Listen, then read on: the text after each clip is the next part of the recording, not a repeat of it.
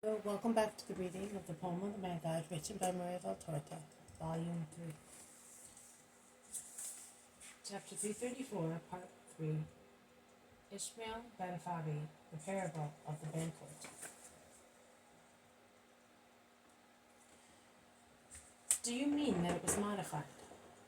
No, never. It only had the same fate as all sublime things entrusted to man.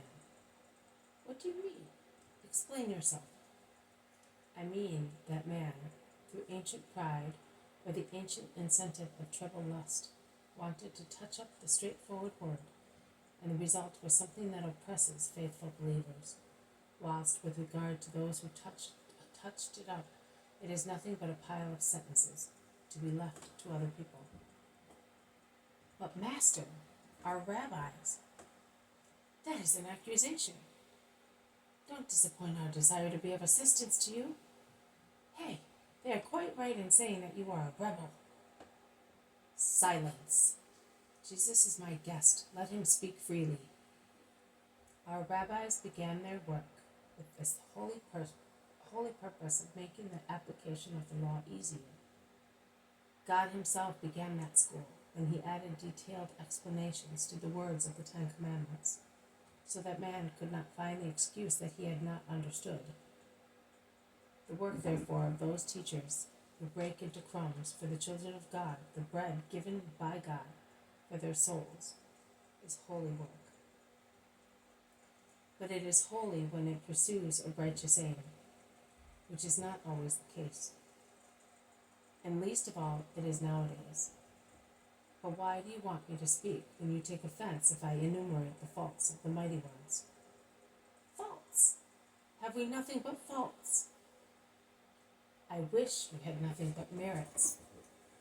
But we do not have them. That is what you think, and what your eyes say. Jesus, one does not make powerful friends by criticizing them. You will not reign.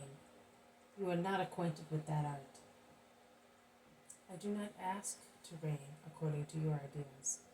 Neither do I beg you for friendship. I want love, honest, holy love. A love that extends from me to those whom I love, and is displayed by making use of what I preach to use, mercy.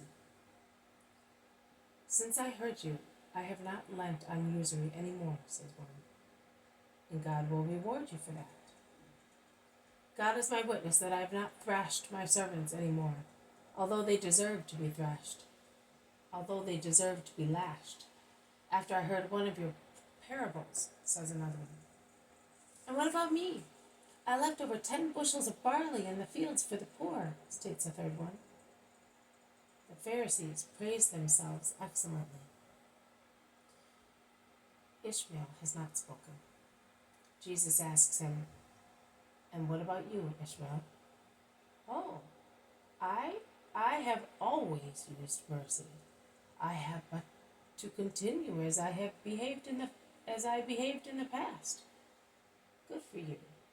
If it is really so, you are really the man who feels no remorse. No, I really do not. Jesus' sapphire glance pierces him. Eleazar says, touching his arm, Master, listen to me. I have a special case to submit to you. I recently bought a property of a poor wretch who ruined himself for a woman. He sold it to me without telling me that there was an old servant, his nurse, in it. She is now blind and feeble-minded. The vendor does not want her.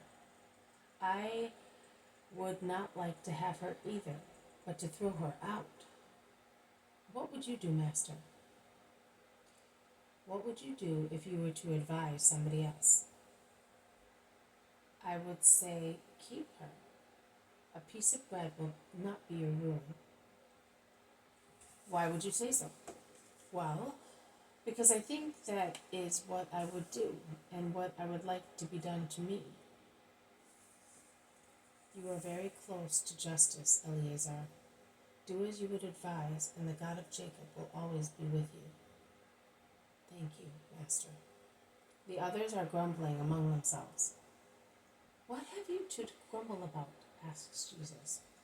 Is what I said not just? And has Eleazar not spoken justly? Ishmael, since you have always been merciful, defend your guests. Master, you are right, but if one always did that, one would become the victim of other people. Whereas, according to you, it is better if other people become our victims. Is that right? I don't mean that, but there are cases.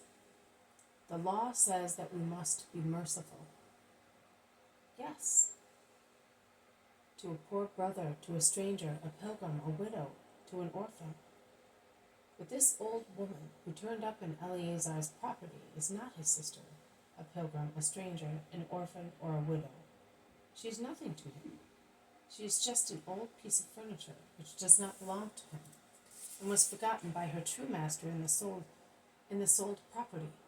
Eleazar, therefore, could throw her out without any scruple at all. He would not be responsible for the death of the old woman. Her true master would. And he cannot keep her any longer because he is poor himself, and thus he is free from obligations as well. So if the old woman dies of starvation, it is her own fault. It is not so? Is it not so? It is, master. It is the destiny of those who are no longer of any use. Sick, old, unfit people are condemned to misery, to begging, and death is the best thing for them. It has always been like that, since the beginning of the world, and it will ever be so. Jesus, have mercy on me. A moaning voice is heard through the closed windows. The room is in fact closed, and the chandeliers are lit. Perhaps because it is cold. Who is calling me? A nuisance of a fellow. I will have him driven away. Or a beggar. I will have a piece of bread given to him. Jesus, I am ill. Save me. As I said, it is a pestering fellow. I will punish the servant for letting him in. And Ishmael stands up. This has been a reading from The Poem of the Man God, written by Marie Valtorta, Volume 3. Chapter 334, Part 3, Ishmael ben Fabi, The Parable of the Banquet. Thank you for listening. I will see you tomorrow. May God bless you. And may peace be with you.